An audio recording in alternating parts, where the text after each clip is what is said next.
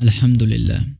সমস্ত প্রশংসা একমাত্র মহান ও গরিয়ান আল্লাহ সুবহানাহু ওয়া তাআলার জন্য, যিনি আমাদেরকে ইসলাম দান করেছেন, কোরআন দান করেছেন এবং হেদায়েতের পথে পরিচালিত করেছেন। প্রিয় ভাই এবং বোনেরা, আজকে আমরা একটি অত্যন্ত গুরুত্বপূর্ণ বিষয় নিয়ে আলোচনা করব, যেটা হচ্ছে মুসলিম নারীর হেফাজত ও ঈমানের নিরাপত্তা। আজকের দুনিয়ায় আমরা দেখতে পাচ্ছি আমাদের সমাজের অনেক মুসলিম বোনেরা দুনিয়ার চাকচিক্যের ফাঁদে পড়ে যাচ্ছে। কখনো মিথ্যা ভালোবাসার প্রলোভন, কখনো সোশ্যাল মিডিয়ার আসক্তি, আবার কখনো নিজের অজান্তে হারাম সম্পর্কে জড়িয়ে পড়া। এসবের কারণে তারা নিজেদের ইজ্জত, সম্মান এবং সবচেয়ে বড় কথা ঈমান হারানোর ঝুঁকিতে রয়েছে। রাসূল সাল্লাল্লাহু আলাইহি ওয়াসাল্লাম বলেছেন, দুনিয়ার শ্রেষ্ঠ সম্পদ হলো নেককার স্ত্রী। অর্থাৎ নারীর আসল সৌন্দর্য তার হায়া, তার ঈমান এবং তার চরিত্রে।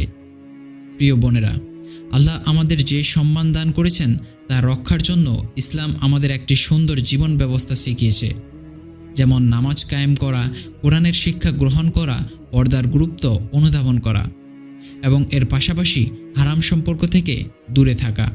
এসবের মাধ্যমেই একজন নারী তার ঈমান ও জীবনকে নিরাপদে রাখতে পারে।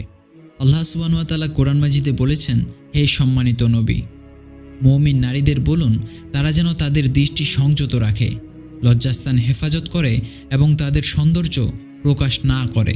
প্রিয় ভাই এবং বোনেরা, মনে রাখবেন, দুনিয়ার মিথ্যা ভালোবাসা, অস্থায়ী আনন্দ বা ভোগবিলাস কখনোই চিরস্থায়ী সুখ আনতে পারবে না। আসল সুখ লুকিয়ে আছে আল্লাহর অনুগত্যে, রাসূল সাল্লাল্লাহু আলাইহি ওয়াসাল্লামের সুন্নাহ অনুসরণে এবং নিজের ইজ্জত ও ঈমানকে হেফাজত করার মধ্যে। আজকে যদি আমরা আমাদের সন্তানদেরকে ইসলামী শিক্ষার আলোতেই এবং ছেলে মেয়েদের মধ্যে হায়া এবং তাকওয়া গড়ে তুলি, তাহলে ইনশাআল্লাহ তারা দুনিয়া ও আখিরাত দুটোতেই সফল হবে।